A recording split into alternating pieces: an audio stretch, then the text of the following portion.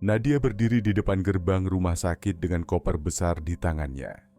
Bangunannya tua, cat dinding luarnya mulai pudar, dan beberapa bagian tertutup oleh tanaman rambat yang tumbuh tak terkendali. Di sisi kiri, ada gedung tambahan yang tampak lebih gelap dan sudah tidak digunakan. Ia menarik napas pendek, lalu melangkah masuk. Di dalam, ruang lobi masih aktif.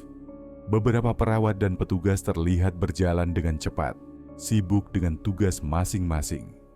Seorang wanita setengah baya dengan seragam putih menghampirinya. "Kamu pasti Nadia. Saya Bu Ratih, kepala perawat di sini," katanya sambil tersenyum ramah.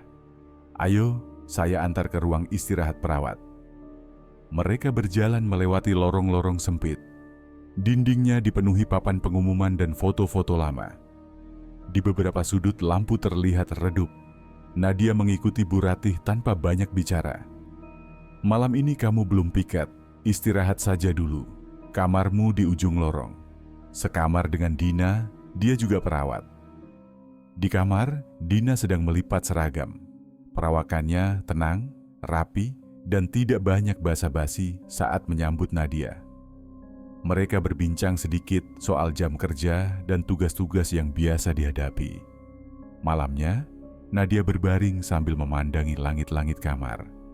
Ia mencoba tidur, tapi sulit. Ada sesuatu yang membuatnya tidak nyaman. Bukan karena kamar atau suasana baru, tapi lebih pada perasaan diam yang terlalu berat. Udara di sekitar terasa seperti menahan sesuatu. Di luar jendela, terlihat sebagian dari bangunan tua yang tampak tak terurus. Keesokan paginya, Nadia bangun lebih awal. Ia turun ke ruang makan perawat dan berkenalan dengan beberapa staf lain. Obrolan ringan berlangsung, namun ketika Nadia menanyakan soal bangunan di sisi kiri rumah sakit, suasana langsung berubah. "Itu gedung lama," jawab salah satu perawat singkat. "Sudah tidak dipakai." Nadia mengangguk, tapi menyimpan rasa ingin tahu. Ia melewati lorong yang mengarah ke sana saat jam istirahat. Di ujung lorong, ada pintu besi yang dikunci dan jendela besar yang ditutupi tirai tua. Ia merasa seolah ada seseorang yang berdiri di sisi lain tirai itu, meski ia tahu itu tidak masuk akal. Saat ia hendak berbalik, Anton, petugas keamanan, muncul dari belakang. "Jangan ke situ, Mbak. Udah lama dikunci. Lagian, bikin gak enak kalau lama-lama di sini," katanya sambil mengangkat bahu. Nadia hanya tersenyum kecil, lalu kembali ke ruang istirahat. Ia tak bilang apa-apa, tapi pikirannya belum berhenti memutar perasaan aneh itu. Ada sesuatu di tempat itu yang belum selesai. Malam pertama, piket tiba lebih cepat dari yang Nadia harapkan. Ia mengenakan seragam putih bersih, memasukkan catatan saku ke kantong, dan menyempatkan diri melihat pantulan wajahnya di cermin kecil di ruang perawat. Dina yang sedang menyelesaikan piket siangnya menyodorkan selembar catatan laporan. Pasien di ruang 204 minta dicek tensinya lagi sekitar jam 9. Sisanya tenang, belum ada keluhan, kata Dina sebelum beranjak pulang. Nadia mengangguk dan mulai menjalankan tugas. Malam itu terasa berjalan lambat. Hanya ada beberapa pasien yang butuh perhatian ringan. Setelah semuanya tertangani, ia duduk di meja piket, membuka buku log, dan mencatat hasil pengukuran rutin. Sekitar pukul 11 malam, Nadia merasa udara di lorong mulai berubah. Bukan dingin karena AC, tapi seperti lebih berat. Ia mendongak. Lorong tempatnya duduk membentang lurus, lampu-lampunya redup tapi cukup terang. Di ujung lorong ada percabangan ke arah kiri, menuju bangunan tua yang sempat ia lihat sebelumnya. Perhatiannya terpecah ketika terdengar suara ketukan pelan. Ia mendongak, diam, lorong sepi. Ia berdiri, melangkah pelan ke arah asal suara. Ketukan itu terdengar lagi, pendek, terputus-putus, seperti berasal dari balik dinding atau pintu. Nadia berhenti di depan percabangan yang menuju sayap kiri rumah sakit. Di sana ada pintu besi tua. Tirai di samping jendela dibiarkan setengah terbuka, tapi ruangan di dalam benar-benar gelap. Tidak ada lampu darurat, Tidak ada tanda-tanda aktivitas. Pintu itu terkunci dengan rantai dan gembok tua. Ia melangkah lebih dekat. "Jangan ke sana, Mbak." Nadia menoleh. Anton berdiri di belakangnya, membawa senter dan termos kopi kecil. Ia bersandar di dinding dan menatap ke arah pintu. Itu bagian lama, sudah nggak dipakai dari dulu. Bukan tempat yang enak kalau sendirian. "Suara ketukan tadi dari sini?" tanya Nadia pelan. Anton tidak langsung menjawab. Ia hanya menatap pintu besi itu sebentar, lalu menarik napas. "Kalau ada yang bunyi-bunyi dari situ, ya biarin aja. Di sini kadang suka begitu," ujarnya. "Udah biasa." Nadia tidak puas dengan jawaban itu, tapi tidak membantah. Ia kembali ke meja piket dan mencoba melanjutkan pekerjaannya. Namun sepanjang malam, pikirannya tetap tertuju pada suara tadi dan pada peringatan Anton. Di akhir giliran, sebelum pergantian shift, Bu Ratih muncul untuk mengecek kondisi pasien. Ia menyapa Nadia dan menanyakan apakah ada kejadian selama malam. Nadia ragu, tapi akhirnya bertanya, "Bu, di bagian kiri rumah sakit itu dulu dipakai untuk apa?" Bu Ratih berhenti menulis, lalu melirik sekilas ke arah lorong. "Dulu ruang isolasi, tapi sudah lama tidak digunakan. Bangunannya rapuh," katanya pendek. "Fokus saja sama bagian aktif ya. Yang lain tidak perlu dipikirkan." Jawaban itu terasa seperti potongan dari sesuatu yang lebih besar, tapi belum ada yang mau menjelaskannya utuh. Dan Nadia sadar, malam-malam berikutnya mungkin akan membawa lebih banyak pertanyaan. Piket malam kedua berjalan lebih tenang. Tak banyak pasien yang butuh penanganan. Nadia menghabiskan sebagian waktu di meja perawat sambil mencatat hasil observasi. Sekitar pukul 2 dini hari, Dina datang ke ruang perawat untuk mengambil sesuatu yang tertinggal. Walau bukan giliran tugasnya, ia masih mengenakan seragam dan tampak terburu-buru. "Aku lupa dompet, tadi buru-buru pulang," katanya, lalu membuka laci bawah meja. "Dina," Nadia memanggil pelan. "Kamu pernah lihat sesuatu yang aneh enggak di sini?" Dina mengangkat alis. "Aneh gimana?" Nadia ragu menjawab. Ia hanya menggeleng pelan. "Enggak jadi." Lupa Dina tidak menanggapi lebih jauh dan segera pamit. Setelah pintu menutup kembali, Nadia duduk diam cukup lama. Malam itu lorong terasa lebih panjang dari biasanya. Lampu di bagian ujung lorong tampak berkedip sebentar, lalu menyala normal kembali. Nadia berdiri untuk patroli ringan, memeriksa kondisi pasien dan ruangan. Saat kembali ke arah meja perawat, langkahnya terhenti. Di ujung lorong, dekat percabangan ke sayap kiri, ia melihat sosok berdiri diam. Tingginya setara manusia dewasa, seluruh tubuhnya terbalut kain putih kusut. Bagian wajahnya tertutup, dan bagian atas kain tampak gelap seperti terkena noda. Nadia membeku. Matanya menatap lurus. Sosok itu tidak bergerak, tidak melangkah, hanya berdiri menghadap ke arahnya. Beberapa detik berlalu. Saat Nadia mundur perlahan dan menoleh untuk memanggil siapapun, langkahnya disambut suara pintu terbuka. Dina muncul kembali. "Aku ketinggalan juga ID card," katanya cepat. Nadia menunjuk ke arah lorong.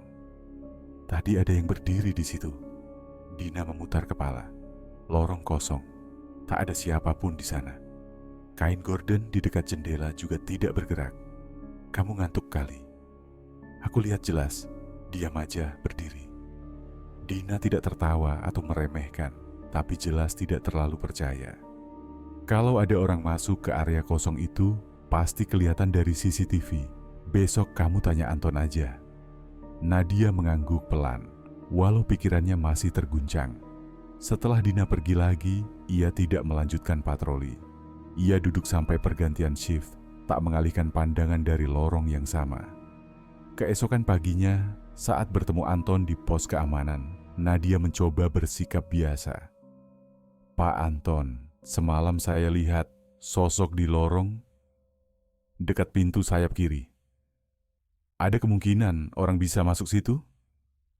Anton diam sejenak. Ia memandang Nadia dengan raut sulit dibaca.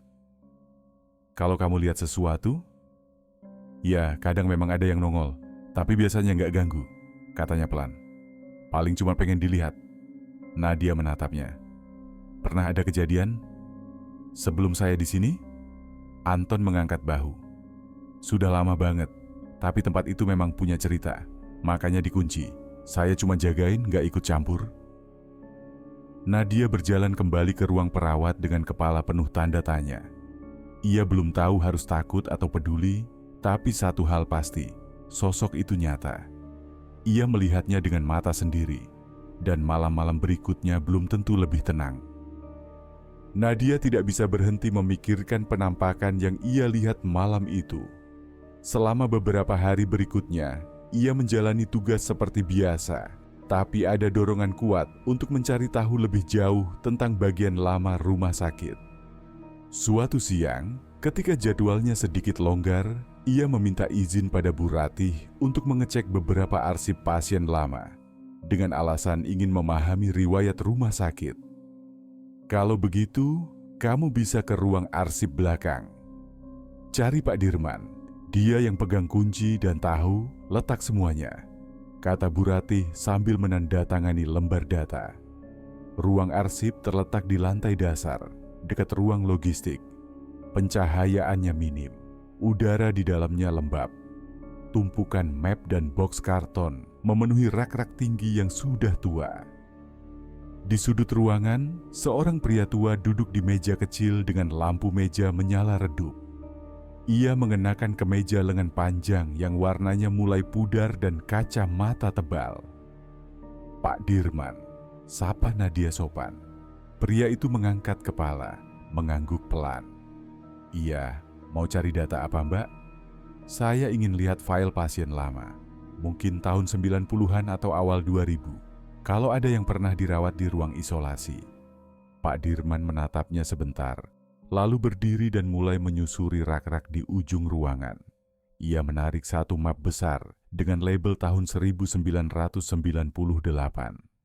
Kalau soal ruang isolasi, memang ada beberapa kasus, tapi tidak semua dicatat lengkap, katanya sambil membuka halaman demi halaman. Setelah beberapa menit, ia menyerahkan satu berkas pada Nadia. Ini satu yang menarik.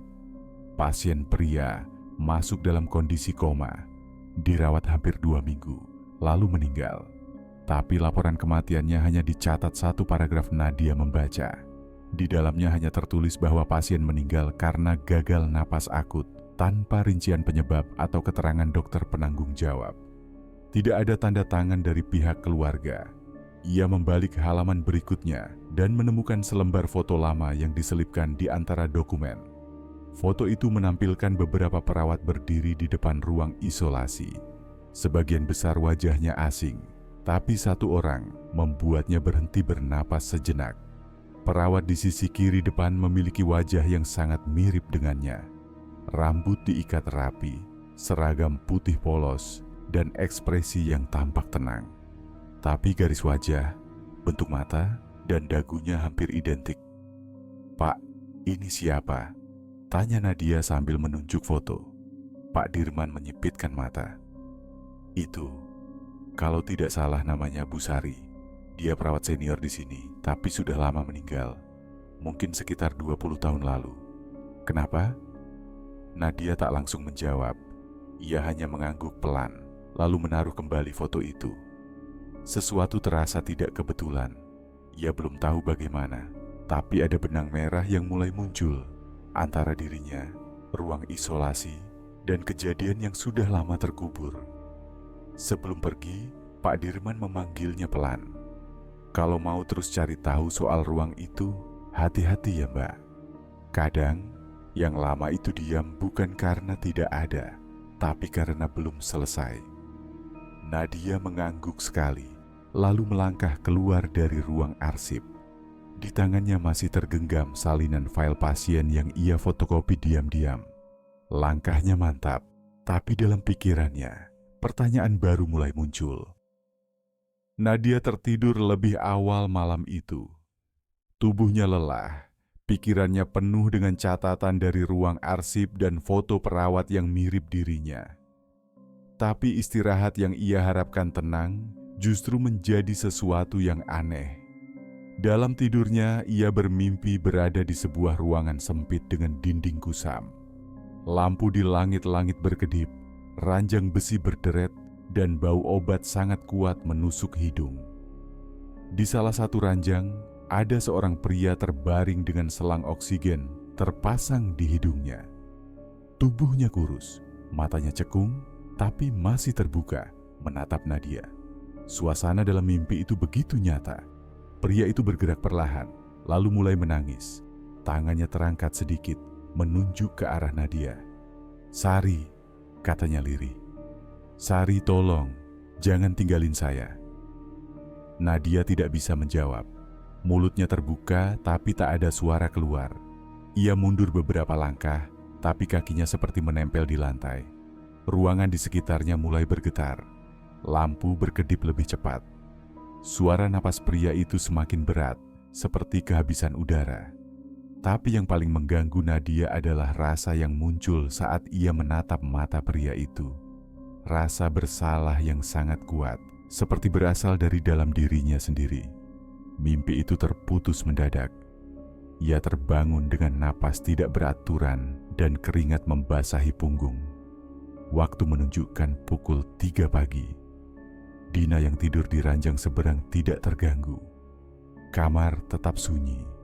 Nadia duduk lama di ranjang, mencoba mengatur napas. Ia tahu itu hanya mimpi, tapi rasa yang ditinggalkannya terlalu nyata untuk diabaikan. Keesokan paginya, ia diam sepanjang sarapan. Dina sempat bertanya apakah ia kurang tidur, tapi Nadia hanya menjawab singkat. Sepulang dinas sore, ia mencoba menulis ulang mimpi itu dalam buku catatannya. Nama yang disebut Sari muncul lagi. Nama yang sama dengan perawat dalam foto tua. Dan entah kenapa, meskipun ia tidak pernah bertemu orang dalam mimpinya, wajahnya tetap lekat dalam ingatan. Ada sesuatu dalam tatapan pria itu yang membuat Nadia merasa bersalah. Seolah ia pernah menjanjikan sesuatu, tapi melupakannya. Malamnya ia kembali bermimpi. Ruangan yang sama, ranjang yang sama, dan pria yang sama. Kali ini, ia mendekat sedikit. Pria itu masih menangis, dan di tangannya tergenggam selembar kertas kecil. Ia menyodorkannya ke Nadia, tapi sebelum sempat diambil, mimpi itu kembali terputus. Keesokan harinya, Nadia tak lagi menganggapnya sekadar mimpi. Ia merasa ada sesuatu yang ingin disampaikan. Dan entah kenapa, perasaan itu terus menariknya kembali ke masa lalu yang bukan miliknya, tapi terasa akrab. Terlalu akrab. Selepas tugas pagi, Nadia kembali ke ruang arsip. Ia membawa alasan sederhana, ingin menyusun ulang data pelatihan lama untuk laporan internal. Tapi tujuannya jelas, mencari lebih jauh tentang pasien yang muncul dalam mimpinya. Pak Dirman membiarkannya menyusuri rak sendiri. Ia sibuk di meja, memperbaiki map yang rusak. Nadia kembali ke rak yang menyimpan data tahun 1998 hingga awal 2000. Di antara tumpukan map, ia menemukan satu berkas tipis tanpa label yang jelas. Isinya campur aduk, salinan kartu pasien, catatan dokter, dan beberapa surat tertinggal. Di bagian belakang, ia menemukan selembar surat yang kusut, seolah sempat tercecer dan diselipkan kembali tanpa niat disusun rapi. Kertas itu ditulis tangan dengan tinta hitam, ditujukan kepada direktur rumah sakit saat itu. Tanggalnya menunjukkan bulan yang sama dengan kematian pasien yang sempat ia temukan sebelumnya. Nadia membaca perlahan. Kami, keluarga dari almarhum H. Yusuf S., sangat menyayangkan kelalaian yang terjadi selama beliau dirawat di ruang isolasi. Pada malam sebelum beliau meninggal, tidak ada satupun staf medis yang memeriksa kondisinya. Padahal sebelumnya beliau mengeluhkan sesak napas berat. Kami juga mendapat kabar dari pasien lain bahwa alat bantu pernapasan tidak difungsikan dengan benar. Kami menuntut penjelasan, terutama dari pihak dokter jaga malam itu dan perawat bernama Sari yang tercatat bertugas saat kejadian. Nadia menatap nama terakhir itu lama. Sari, nama yang disebut dalam mimpi. Nama perawat yang wajahnya ada di foto tua. Nama yang entah bagaimana terasa menyatu dengannya. Ia membalik surat itu, mencari cap tindak lanjut atau catatan disposisi. Tidak ada. Tidak ada bukti surat itu pernah dibaca atau diproses. Surat itu hanya diselipkan begitu saja, di antara dokumen-dokumen lain yang tidak pernah disentuh. Nadia membawa surat itu ke meja Pak Dirman. "Pak, ini surat keluhan. Kenapa nggak ada catatan tanggapan?" Tanyanya hati-hati. Pak Dirman menatap surat itu lama, lalu menghela napas. "Beberapa surat memang nggak pernah ditanggapi, Mbak. Zaman dulu, banyak hal diselesaikan diam-diam. Apalagi kalau melibatkan staf tetap. Takut nama rumah sakit jelek." Nadia mengangguk perlahan, tapi pikirannya tidak tenang. Ia merasa telah membuka sesuatu yang sudah terlalu lama dibiarkan tertutup. Sebelum meninggalkan ruang arsip, ia kembali melihat foto lama yang kemarin ia temukan. Tatapan Bu Sari di foto itu kini terasa berbeda, seperti memendam sesuatu yang tak sempat diucapkan. Nadia melangkah keluar sambil menggenggam salinan surat yang diam-diam ia fotokopi. Di benaknya, ia sudah tahu apa langkah berikutnya. Mencari tahu siapa dokter yang berjaga malam itu.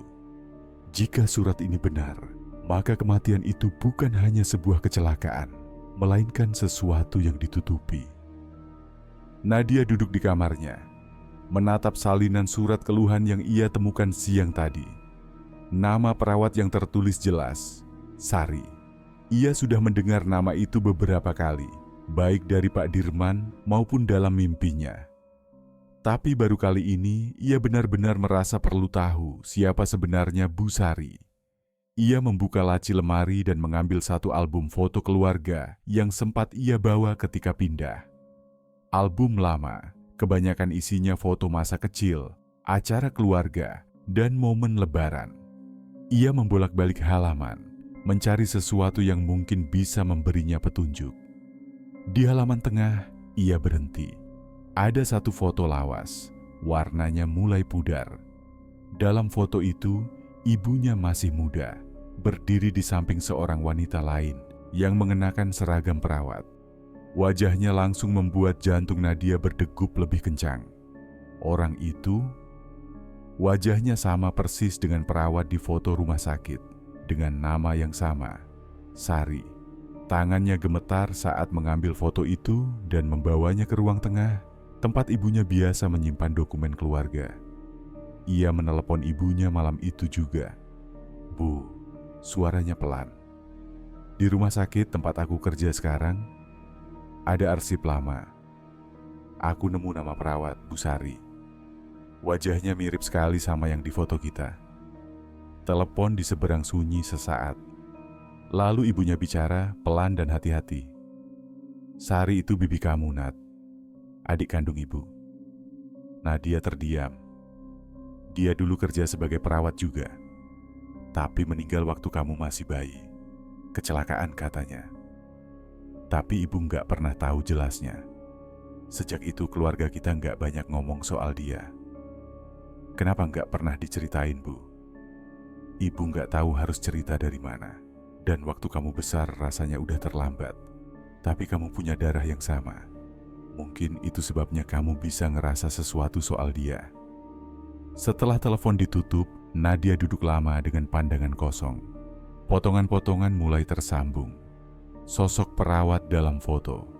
Nama yang disebut dalam mimpi. Rasa bersalah yang entah berasal dari siapa. Atau mungkin warisan emosional dari hubungan darah yang tak sempat diselesaikan.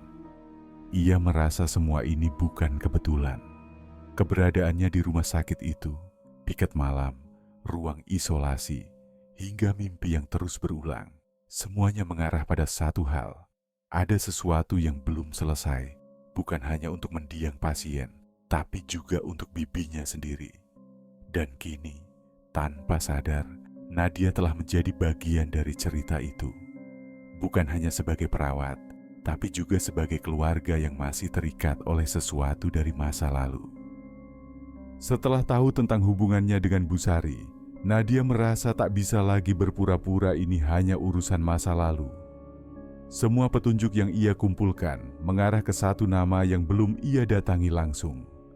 Dr. Hasan. Ia menunggu waktu yang tepat. Sore itu, setelah jadwal dinas selesai, Nadia sengaja menunggu di depan ruang praktik Dr. Hasan. Saat pria paruh baya itu keluar, ia menyapanya pelan. "Dokter, boleh saya bicara sebentar?" Dr. Hasan tampak terkejut melihatnya tapi mengangguk. "Ada apa, Nadia?" Mereka duduk di ruang pertemuan kecil, biasanya dipakai untuk rapat internal. Nadia mengeluarkan salinan surat yang ia temukan dan meletakkannya di atas meja. "Saya tahu ini bukan tugas saya, tapi saya temukan ini di ruang arsip." Dr. Hasan melihat surat itu. Matanya langsung mengenali tulisan dan isinya. Tangannya diam di atas meja, tak menyentuh kertas itu. Nadia melanjutkan, suaranya tetap tenang. "Pasien atas nama H. Yusuf. Surat ini menyebut 2 orang, dokter dan perawat jaga malam itu. Perawatnya? Bu Sari, dia bibi saya." Dr. Hasan menarik napas pelan. "Saya ingat betul malam itu," katanya akhirnya. Suaranya rendah. "Dia memang meninggal di ruang isolasi." Ia terdiam beberapa saat sebelum melanjutkan. "Pasien itu sebenarnya butuh pengawasan lebih. Tapi malam itu jumlah staf terbatas. Saya dipanggil ke ruang lain karena ada keadaan darurat. Ketika saya kembali, semuanya sudah terlambat." Nadia memperhatikannya. Tak ada pembelaan dalam suara Dr. Hasan. Yang terdengar justru kelelahan. "Dan Bu Sari?" tanya Nadia pelan. Dia panik. Dia tahu ada yang salah. Tapi, saat kejadian dibahas oleh manajemen, mereka menyarankan kami diam, supaya tidak memperkeruh nama rumah sakit. Bu Sari dipindahkan dari ruang isolasi. Tak lama setelah itu, dia berhenti. Saya dengar beberapa bulan kemudian dia meninggal dalam kecelakaan. Jadi rumah sakit menutupi semuanya? Suara Nadia mengeras sedikit, tapi masih tertahan. Dr. Hasan menatap meja, lalu menatap Nadia. "Saya diam karena saya takut, tapi juga karena saya merasa ikut bersalah. Sejak malam itu saya tidak pernah masuk lagi ke ruang isolasi lama." Sunyi mengisi ruangan. "Apa ibu Anda tahu semua ini?" tanya dokter. "Hasan." Nadia menggeleng. "Tidak sepenuhnya, hanya bahwa Bu Sari pernah kerja di sini." Dr. Hasan menghela napas panjang. "Saya tak punya pembelaan, Nadia. Hanya rasa bersalah yang tak pernah benar-benar hilang." Nadia menatapnya lama. Ada bagian dari dirinya yang ingin marah, tapi ada juga bagian yang bisa melihat kenyataan. Dokter Hasan bukan monster. Ia hanya bagian dari sistem yang lemah dan memilih diam saat harus bicara. "Saya hanya ingin tahu kebenaran, Dok," katanya akhirnya. "Kalau tidak untuk saya, setidaknya untuk Bu Sari." Dr. Hasan mengangguk pelan. "Terima kasih sudah mengingatkan." Nadia keluar dari ruangan itu tanpa rasa lega, tapi juga tanpa penyesalan. Ia belum menyelesaikan semuanya, tapi setidaknya satu kebenaran kini sudah keluar dari tempatnya disembunyikan. Nadia kembali bertugas piket malam itu. Dina sedang libur dan Anton mengambil shift pagi, jadi ia sendiri di lantai atas rumah sakit. Jam menunjukkan hampir tengah malam ketika ia mendengar suara gesekan pelan dari ujung lorong. Bukan suara keras, tapi cukup jelas untuk membuat langkahnya berhenti. Ia menoleh ke arah kiri, ke arah sayap lama rumah sakit, tempat ruang isolasi berada. Ruangan itu masih tertutup dan seharusnya kosong, tapi pintunya tampak sedikit terbuka. Untuk sesaat, Nadia ragu. Tapi dorongan dalam dirinya jauh lebih kuat dari rasa takut. Ia melangkah perlahan ke arah pintu, membuka sedikit lebih lebar. Di dalam, lampu temaram menyala samar dari langit-langit yang sudah kusam. Di tengah ruangan itu, berdiri sosok yang sudah tidak asing lagi. Tubuh terbungkus kain putih, kusut dan lusuh. Wajahnya tertutup, tapi darah kering menodai bagian kepala kain kafan. Sosok itu tidak bergerak, tidak mendekat, hanya berdiri diam, menghadap ke arah ranjang tua di sudut ruangan. Nadia berdiri di ambang pintu. Ia tidak menjerit, tidak berbalik lari. Ia hanya menatap balik. Hatinya berdetak cepat, tapi bukan karena panik. Karena sekarang ia tahu. Aku tahu kamu bukan mau menakutiku, gumaminya pelan. Kamu cuma ingin didengar. Sosok itu tetap tidak bergerak, tapi kemudian tangan yang terbungkus kain sedikit terangkat. Ujungnya mengarah ke meja di samping ranjang. Nadia menoleh perlahan. Meja itu kosong kecuali sebuah laci kecil yang tampaknya tertutup rapat. Ia melangkah masuk. Langkahnya hati-hati, seperti menyeberangi garis yang tak kasat mata. Saat ia mendekat ke meja dan menarik laci, suara kecil dari engsel tua terdengar. Di dalam ada beberapa barang lama, sebuah pulpen, sisa kertas resep, dan secari kertas kusam yang dilipat kecil. Ia mengambil kertas itu dan membukanya perlahan. Isinya tulisan tangan. Saya, Yusuf S., meminta agar keluhan keluarga saya disampaikan ke pihak rumah sakit. Saya tahu kondisi saya tidak baik dan saya harap tidak disia-siakan. Tolong jangan biarkan kejadian malam ini berlalu begitu saja. Nadia membaca kata-kata itu pelan. Matanya mulai berkaca-kaca. Ketika ia menoleh kembali ke arah sosok pocong, ruangan itu kosong. Tidak ada suara, tidak ada jejak. Hanya udara yang terasa sedikit lebih hangat, seperti beban yang perlahan terangkat. Malam itu, Nadia duduk di ruangan tua itu selama beberapa menit. Ia tidak takut. Ia hanya merasa terhubung dengan seorang pria yang mencari keadilan dan seorang bibi yang meninggalkan dunia dengan rasa bersalah. Ia tahu apa yang harus ia lakukan selanjutnya. Dan ia tahu ini bukan tentang arwah gentayangan. Ini tentang memberi tempat bagi cerita yang disembunyikan dan memberi kedamaian bagi mereka yang tertinggal. Nadia merasa saatnya tiba. Ia tidak bisa membiarkan semuanya berlarut. Surat, pengakuan dokter, Hasan dan keberadaan sosok itu semua memberi satu pesan yang sama. Ada yang harus dilepaskan, bukan disembunyikan. Ia menghubungi Anton dan Pak Dirman diam-diam. Keduanya sudah tahu sedikit dari apa yang terjadi, meskipun Nadia tak menjelaskan semuanya.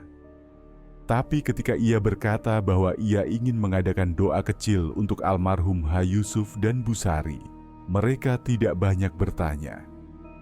Malam itu, mereka bertiga kembali ke ruang isolasi. Nadia membawa sajadah kecil dan air mineral biasa. Tidak ada upacara khusus, hanya doa biasa, dengan niat tulus untuk mengirimkan kedamaian. Pak Dirman membaca surat Yasin perlahan. Suaranya tenang, kadang bergetar pelan. Anton duduk di samping, ikut menunduk meski sesekali melirik ke arah sudut ruangan dengan gelisah. Nadia diam, menatap kosong ke arah ranjang tua dan meja tempat ia menemukan surat Yusuf. Lalu udara di ruangan mulai berubah. Tidak dingin, tapi berat. Seperti dinding-dinding di sekitar mereka ikut menahan napas. Lampu gantung di langit-langit redup perlahan, seperti ditutupi kabut tipis yang datang entah dari mana. Pak Dirman berhenti membaca. Bibirnya masih bergerak, tapi tidak ada suara keluar. Kemudian mereka melihatnya. Di sudut ruangan, sosok pocong itu muncul kembali. Tapi kali ini bukan hanya diam.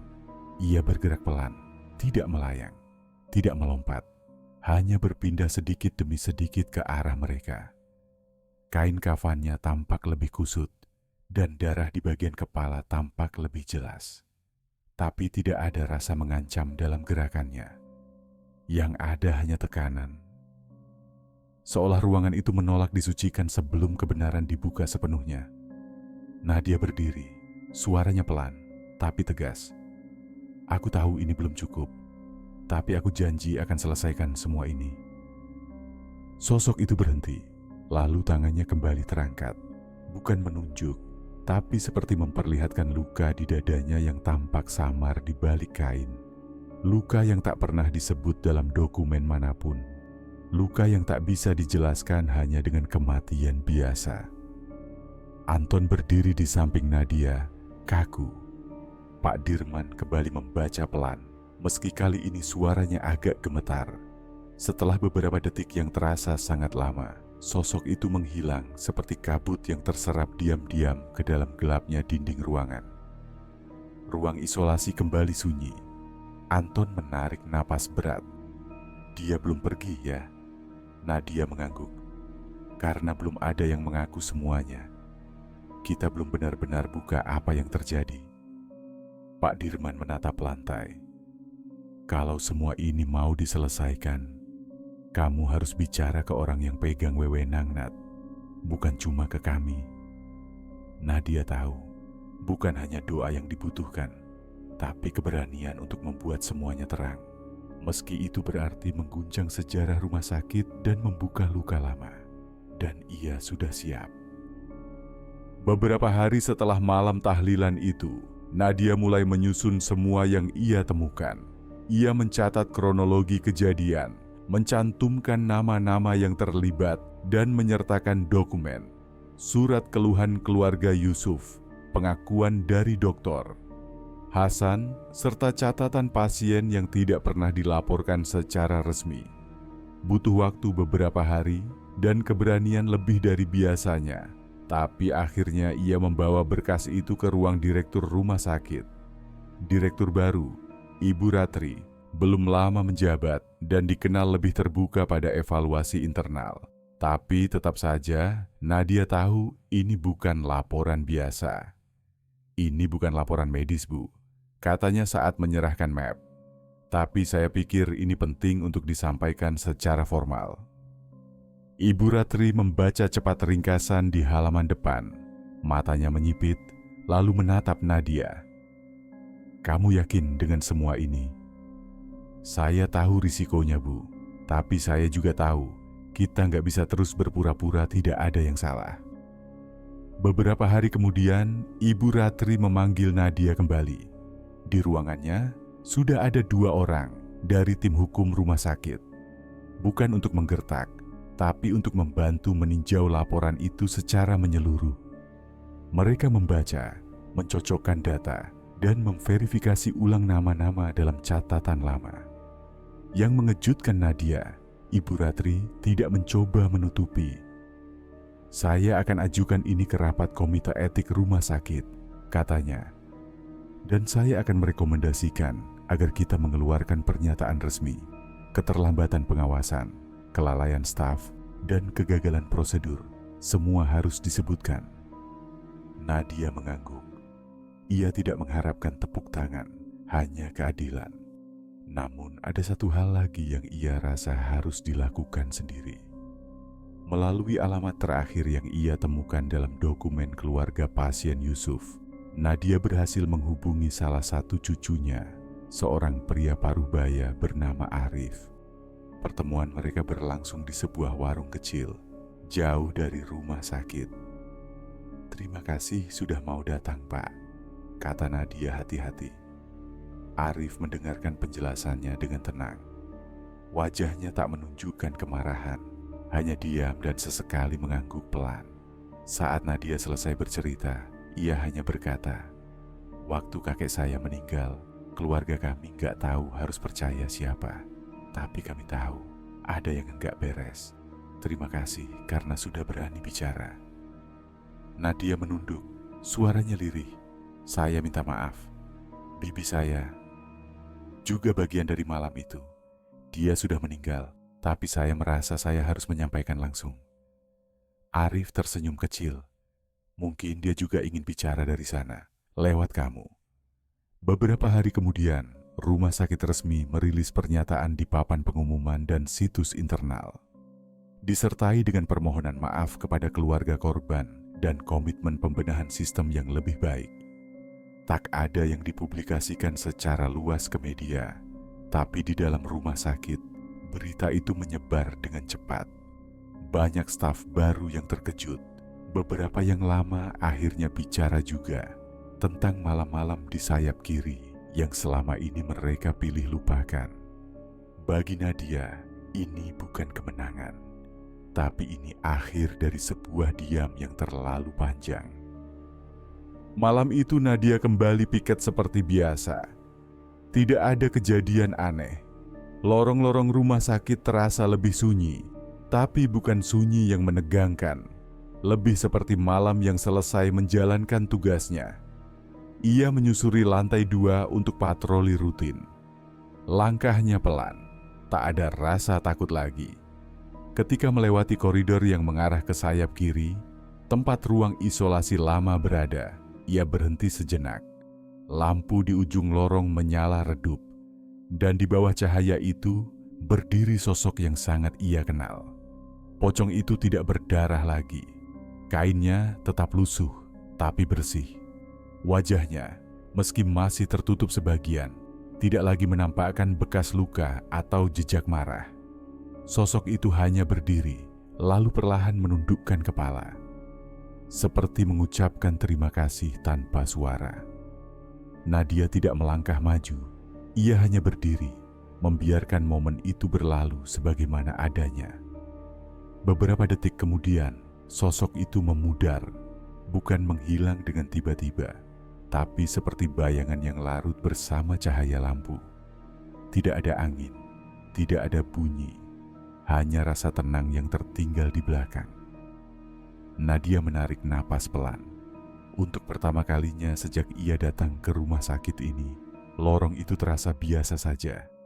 Tidak ada tekanan, tidak ada bisikan di pikiran. Hanya lantai tua, tembok berwarna kusam, dan langit-langit yang memantulkan cahaya lembut. Keesokan harinya, ia berdiri di depan ruang isolasi yang kini akan dipugar.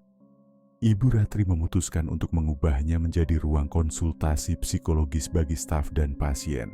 Ruang yang memberi kelegaan, bukan menyimpan beban. Anton menghampirinya. "Kamu yakin gak salah pilih tempat kerja?" Nadia tersenyum kecil. "Justru karena ini, aku jadi tahu kenapa aku harus ada di sini." Ia tidak tahu apakah ia akan tinggal di rumah sakit itu selamanya. Tapi ia tahu, satu hal penting sudah selesai. Ada arwah yang pergi dengan tenang. Ada kesalahan yang diakui. Dan ada seorang perawat baru yang datang untuk belajar. Lalu meninggalkan jejak yang tak semua orang bisa lihat. Tapi bagi yang peka, lorong itu memang terasa berbeda sekarang. Lebih ringan, lebih terang, lebih damai. Terima kasih telah menonton video ini. Jangan lupa untuk like, komen, dan subscribe, serta nyalakan notifikasi agar tidak ketinggalan video-video selanjutnya.